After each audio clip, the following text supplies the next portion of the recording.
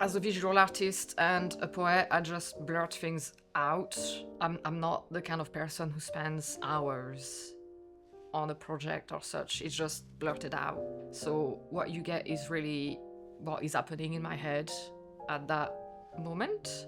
And I'm just a typical Londoner, and I just really enjoy my life. Parts of life are so extremely beautiful, like music, art, animals, and just enjoyment. That's reflected in the poems. That, yeah, life can get terrible and horrid, but also there's always beauty to be found in it.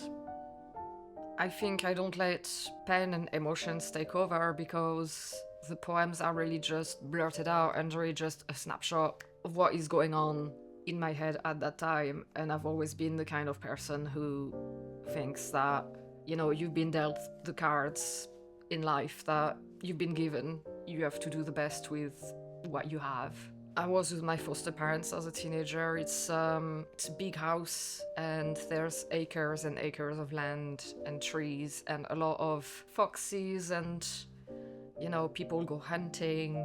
We are in the middle of what is now a forest reserve. The deer, we have, you know, all of that. And with my birth parents, we always also used to go in the forest to scavenge things. And yeah, in Burgundy, I remember just swimming in the river all summer and all spring and just being with the bugs and the fish and all of that. Yeah, I kind of miss it, which is why I have lots of pets. But yeah, it's really something that I miss sometimes. I have a big issue with my body. I have a genetic condition called Ehlers-Danlos syndrome. So I dislocate and my body is just in pain all the time. And I also had very severe endometriosis to the point that, you know, they took my ovary and my uterus out. So my body has always been a subject of pain. You know, I remember being a young girl and being catcalled in the street, and obviously there was desirability in my body, even though I hate it because it really hurts. So it's a bit of that duality in there. I think it comes out in this way in the writing that, yeah, I use the body as a vessel of pain because for me it's what it is. To me, there is no difference between me and the speaker's voice and what's written. It's an extremely personal piece of work. It's things that have happened to me and things that I've felt. So to me, there is no difference at all. You know, I know it's not the way it's usually done, maybe. I don't know, because I haven't gone to writing school or anything. It's just really how it comes out. It's, I think, because I was silenced as a child so much that it just needs to pour out now. And to me, there's no difference between the speaker's voice or it's just all the experience and me. I'm more influenced, I think, by songwriters, you know, like Brian Destiny, Francis Wolff, all those kind of lyrics that are very to the point, but also very, especially for Francis Wolff, kind of sophisticated and floral. But I haven't reread poetry since high school, and actually I think the most defining one is this one, which is Aloysius Bertrand, and that's the only book of his because actually nobody knows who that writer really is. There's a theory that it might be Baudelaire before he was Baudelaire. It's really cool. Basically all throughout you have the devil in it. It's all about the devil coming through, and it's very gothic, you know, so my teenage self was like, wow, that's so cool. It's very atmospheric. But yeah, I'm not a big art reader. So I would say, yeah, Aloysius Bertrand. I've been told that my way of writing is very English. I'm not sure what that means. I don't think in French and then translate in English. I don't write in French and then translate in English. I don't really do anything in French. I've been, you know, in this country for so long now, and I've been bilingual for so long that when I come back to France, I don't remember French. I think sometimes it makes my use of words a bit fearless because maybe I don't have the full intricacies of the meaning of the word. And I just use what I want to use instead of pondering about what does that word really mean and what could be better there and whatever. It's really just what my brain has at that moment. My birth parents, they were very dirty, and we had a couple of years with fleas in the floors. We had wooden floors, and we had fleas there. It's one of my big childhood memory of putting a foot down, coming out of my bed and just feeling the fleas jumping on my legs. We also had, times where there wasn't much to eat, so I just put those two together. Diet of fleas. I guess it's a maybe metaphor for what my birth parents also gave me, which was not much.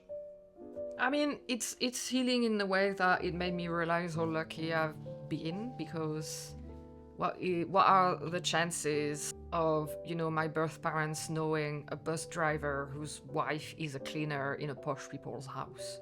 And then they go on to accept looking after a baby of that family that they don't know. That's mind-blowing in the randomness of it and that it worked out. So I guess I confronted the fact that, I had been very lucky in that aspect. That I could have, like my birth brothers and sister, they were placed in foster families that were utterly rubbish and abusive. I had the luck to at least have, comfort and love. And I also confronted the fact that my birth family on that side was just an utter failure. And so it was a bit healing in this way of realizing, I knew that nothing had been my fault, okay, don't get me wrong, but realizing that, the deck of cards that had been given was a bit cursed, really. And I'm really lucky to have made it out. I've found the right foster family, made it out, and actually live the life I have. I really wish that people actually take that from the book, that you can survive things and still flourish and be okay. I guess there are many people who go through life with horrible things that have happened to them, and they just live their life quietly, and it's normal life, and it's fine. I wish we heard more about them. What I hope people realize is that these things, they happened with neighbors and people of power around who still decided to do nothing. Because my birth family was a social case, as the authorities put on. There wasn't a will. Was, oh well, they're a social case, it's just how they are. We're not expecting much. And we had neighbors around us who heard, the arguments and who knew about the violence, and sometimes we had the electricity cut off and nothing happened. Like, I remember going to school and I was so skinny I was losing my hair. Do you think the teachers would have phoned the social services to maybe put pressure on that? No, nothing happened.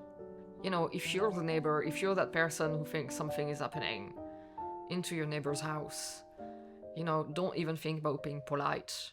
Just call the council, call the authorities, and just pester them until something is done.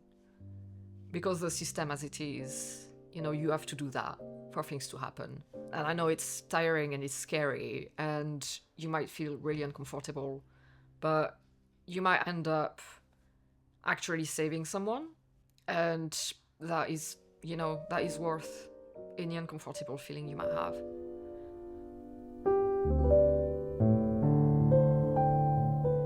You can find the book online at Femme Social Press website, and also at Dashienge in Camberwell. It's published by Femme Social Press, which is a great independent publisher for people who don't have the usual contacts to publish. I'm very thankful to them. You should check it out because it will hit you in the guts. In a good way, I hope. I think it's a good achievement. And if you just could support independent writers and publishers in this way, that would be grand. It's only £10.